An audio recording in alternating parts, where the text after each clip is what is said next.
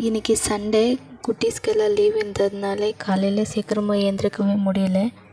அப்புறமா பிரேக்ஃபாஸ்ட் என்ன பண்ணலாம்னு யோசிச்சுட்டு இருக்கும்போது தான் ஃப்ரிட்ஜில் மாவு இருந்துச்சு. சரி பணியாரம் பண்ணலாம்னுட்டு எல்லாமே எடுத்து வச்சுட்டு குட்டீஸ்க்கு பால் காய்ச்சி அவங்களுக்கு பால் கொடுத்துட்டு அப்புறமா மாவை எடுத்து வச்சேன், கொஞ்சம் நேரம் கூல் ஆகட்டும்னு. அப்புறமா வெங்காயம், கொத்தமல்லி, பச்சை மிளகாய் எல்லாமே சின்னதாக வெட்டி ஆட் பண்ணிக்கணும். சால்ட்டு தேவையான அளவு ஆட் பண்ணிவிட்டு மிக்ஸ் பண்ணிக்கணும். நல்லா மிக்ஸ் பண்ணணும். அப்போ தான் அது எல்லாமே மாவோட நல்லா மிக்ஸ் ஆகி டேஸ்ட் நல்லா இருக்கும். அப்புறமா ஒரு 10 நிமிஷம் அப்படியே விட்டுடணும்.